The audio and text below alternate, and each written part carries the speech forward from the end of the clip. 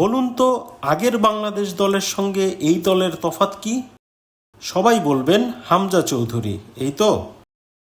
কিন্তু হামজা তো Messi Ronaldo নন, যিনি একা ম্যাচ জিতিয়ে দিবেন। তাহলে পার্থক্যটা কি? আসল পার্থক্যটা হলো হামজা টনিক। এটার এমন শক্তি দলের দেশি ফুটবলাররা এখন নিজেদের দুর্বল ভাবছেন না, বরং তাদের মধ্যে ভারত ম্যাচ জেতার প্রবল স্পৃহা দেখা যাচ্ছে। বাংলাদেশে পা রাখার পর হামজার সেই বিখ্যাত কথাটা নিশ্চয়ই সবার মনে আছে, আমরা উইন করিয়া প্রোগ্রেস করব। এই কথাটাই যেন সবাইকে তাতিয়ে রেখেছে।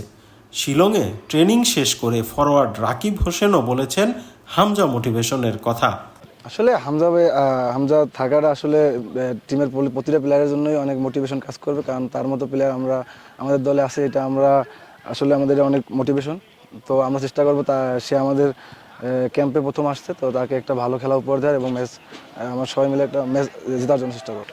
আসলে আমি এর আগে 2টা ইন্ডিয়ার সাথে ম্যাচ খেলছি, তো সবসময় ইন্ডিয়ার সাথে অনেক ম্যাচ হয়। তো লাস্ট সাপেও আমরা ড্র করছি ওদের সাথে 1-1 গোলে। ইন্ডিয়া টিম বরাবরের মতো শক্তিশালী টিম, আমরা জানি ইন্ডিয়ার প্লেয়ারদের সম্বন্ধে সবারই ধারণা আছে, ওরা শক্তিশালী টিম ও আমরাও আল্লাহর রহমতে অনেক ভালো, এখন আগের থেকে অনেক গোছালো টিম। তো আমরা চেষ্টা করবো ভালো ফুটবল খেলার এবং ম্যাচ জেতার জন্য। দলের ভেতর এই মোটিভেশন এমনভাবে ছড়িয়েছে, ইসা ফয়সালও ভারতের মাঠে ভারতকে হারানোর বাইরে অন্য কিছু ভাবছেন না। আমরা প্রাণবন্ধই আছি এখানে, আপনারা দেখতেই পাচ্ছেন আমরা সবাই সবার সাথে খুনসুটি করতেছি এবং আমাদের মেইন ফোকাসটা হচ্ছে আসলে 25 তারিখ। আমরা 25 তারিখ ভালো কিছু করতে চাই, ইনশাল্লাহ ভালো কিছু দেশকে উপহার দিতে চাই। সব মিলে আলহামদুলিল্লাহ আমরা ভালোই আছি। ভালো ফল বলতে এইমাত্র এই সময়টা বুঝতেছি ইনশাল্লাহ আমাদেরকে জিততে হবে।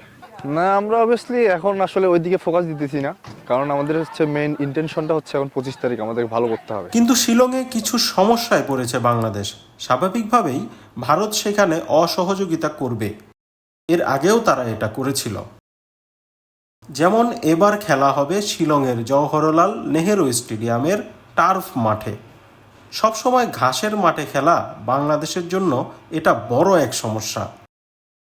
বাংলাদেশ দলের কোচও তাই বারবার ম্যাচ ভেন্যুতে ট্রেনিং করতে চাইছিলেন। Well, no, it's not up to the mark, obviously, but it's okay. Our manager is trying to get the right facilities for the next days.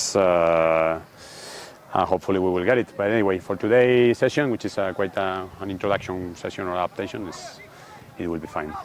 Yeah, definitely, that's what we are trying, to get at least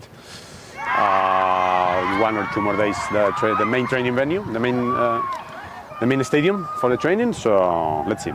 That's the manager job and the federation. Let's let them manage the situation. অন্তত 2 দিন ওখানে training করতে না পারলে ম্যাচে মানিয়ে নিতে কঠিনই হবে বাংলাদেশের জন্য।